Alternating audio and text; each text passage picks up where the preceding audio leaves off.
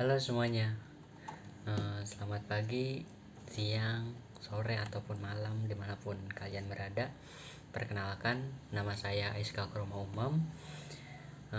Di sini saya akan memaparkan strategi marketing dari 5 sumber yang berbeda, diantaranya satu kutipan dari seorang motivator ternama yaitu Tung Desmuaringin, dan 4 dari para ahli pemasaran ternama di dunia yaitu Philip Kotler, Neil Armstrong, Ann Self, dan Michael Porter yang dituangkan dalam buku-buku mereka. Baik, untuk yang pertama dari Tung Desmuaringin. Dalam video pribadinya yang diunggah di YouTube pada 2020 lalu memaparkan bahwasannya strategi pemasaran itu menurut Tung Desmuaringin adalah rencana atau pendekatan sistematis yang dirancang untuk mencapai tujuan pemasaran suatu produk atau layanan dengan cara yang efektif dan efisien. Dan analisisnya menurut Tung Desmuaringin itu, jika ada beberapa analisis strategi pemasaran yang dapat diambil dari pandangan Tung Desmuaringin, diantaranya yang pertama adalah pemahaman mendalam tentang pasar. Tung Desmuaringin menekankan pentingnya memahami pasar Anda dengan baik. Ini termasuk memahami kebutuhan, keinginan, dan masalah yang dihadapi target pasar Anda. Analisis mendalam tentang pasar ini membantu Anda mengidentifikasi peluang, saingan, dan tren yang relevan. Yang kedua ada branding yang kuat. Menurut Tung Desmuaringin, salah satu poin kunci dalam pandangan pentingnya itu membangun merek yang kuat. Merek yang kuat itu menciptakan kepercayaan dan loyalitas pelanggan. Analisis branding mencakup memahami citra merek Anda, cara merek Anda dilihat oleh pelanggan, dan bagaimana merek tersebut dapat ditingkatkan. Untuk proses dan contohnya, menurut pandangan Tung Desmuaringin itu ada beberapa strategi yang dapat diterapkan. Untuk langkah pertama yaitu analisis pasar dan pelanggan. Untuk prosesnya, identifikasi siapa target pasar Anda, apa kebutuhan dan keinginan mereka, serta tren pasar yang relevan. Ini melibatkan penelitian pasar, survei, dan analisis data.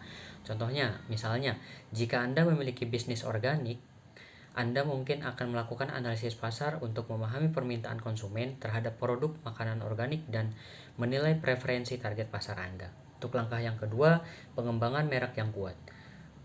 Yang prosesnya itu tentukan citra merek Anda dan bagaimana merek Anda itu ingin dilihat oleh pelanggan. Ini melibatkan identifikasi nilai-nilai merek Anda dan bagaimana Anda memposisikan merek Anda di pasar. Contohnya, jika Anda menjalankan bisnis fashion dengan fokus pada keberlanjutan, pengembangan merek yang kuat mungkin mencakup membangun citra merek mode yang ramah dan lingkungan.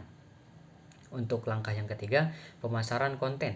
Untuk prosesnya, tentukan jenis konten yang paling relevan untuk target pasar Anda, buat dan sebarkan konten tersebut melalui berbagai saluran pemasaran dan monitor respon pelanggan terhadap konten Anda. Jadi begitu teman-teman. Untuk contohnya, sebagai keberlanjutan, membuat konten blog tentang keberlanjutan dalam mode dan membagikannya di situs web Anda dan platform media sosial. Yang kedua, saya akan kutip dari Philip Kotler, yaitu mereka merupakan pemasar ternama yang mengidentifikasikan bahwasannya strategi pemasaran yang dirancang untuk mencapai tujuan bisnis dengan memahami kebutuhan dan keinginan pelanggan serta menawarkan produk untuk memenuhi kebutuhan tersebut.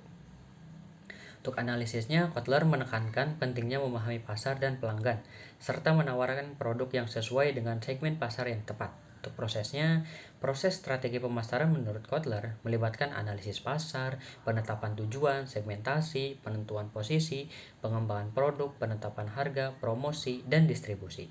Untuk contohnya, misalnya perusahaan X menganalisis pasar, menemukan segmen pasar yang mencari produk dengan fitur tertentu, mengembangkan produk tersebut, menentukan harga yang kompetitif, dan mempromosikannya kepada target pasar melalui berbagai saluran. Yang ketiga, saya akan kutip dari buku Michael Porter yang berjudul The Competitive Advantage, yaitu bahwasanya dia mengungkapkan bahwa strategi bersaing menurutnya strategi pemasaran untuk rencana yang mencakup bagaimana sebuah perusahaan akan mencapai keunggulan bersaing dalam industri tertentu. Untuk analisisnya, Porter memandang pentingnya menentukan posisi perusahaan dalam rantai nilai, dan cara perusahaan dapat menciptakan nilai tambah yang unik. Gitu teman-teman. Untuk prosesnya, proses strategi pemasaran menurut Porter mencakup analisis lingkungan eksternal, analisis industri, dan penentuan fokus pada biaya rendah atau diferensiasi produk. Untuk contohnya, sebuah perusahaan mungkin memilih strategi pemasar dengan fokus pada diferensiasi produk, mengembangkan produk unik dengan harga premium untuk menciptakan nilai tambah bagi pelanggan. Dan yang keempat, saya akan kutip dari bukunya milik Kotler dan Armstrong, yaitu Total Management Quality. Untuk pengertiannya yaitu memandang strategi pemasaran melibatkan penentuan target pasar, menciptakan nilai untuk pelanggan, dan memenuhi kebutuhan pelanggan dengan produk atau layanan yang sesuai. Untuk analisisnya, mereka menekankan pentingnya memahami kebutuhan pelanggan dan membangun hubungan jangka panjang. Untuk prosesnya, menurut mereka, proses strategi pemasaran menurut mereka melibatkan analisis pasar, segmentasi, penetapan posisi, dan pengembangan produk. Untuk penetapan harga, promosi, dan distribusi. Untuk contohnya, menurut mereka, perusahaan Y mungkin menggunakan strategi pemasaran dengan menentukan target pasar yang khusus, mengembangkan produk yang memenuhi kebutuhan pasar tersebut, menawarkan harga yang bersaing, dan mempromosikan produk tersebut kepada pelanggan atau target mereka. Dan yang terakhir, saya mengutip dari bukunya milik Ensef yang berjudul Manajemen Strategi. Menurut beliau, strategi pemasaran itu dikenal dengan matriks produk atau pasar, di mana strategi pemasaran itu memasuki pasar baru atau memperluas produk di pasar yang ada. Untuk analisisnya sendiri, menurut Ensef, menekankan pentingnya pertumbuhan melalui inovasi produk atau ekspansi pasar.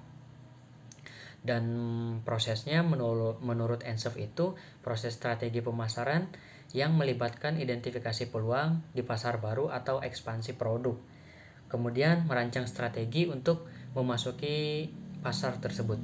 Untuk contohnya, menurut Ensef itu sebuah perusahaan mungkin memutuskan untuk memasuki pasar internasional sebagai bagian dari strategi pemasaran mereka dengan mengadaptasi produk atau layanan mereka dengan pasar asing.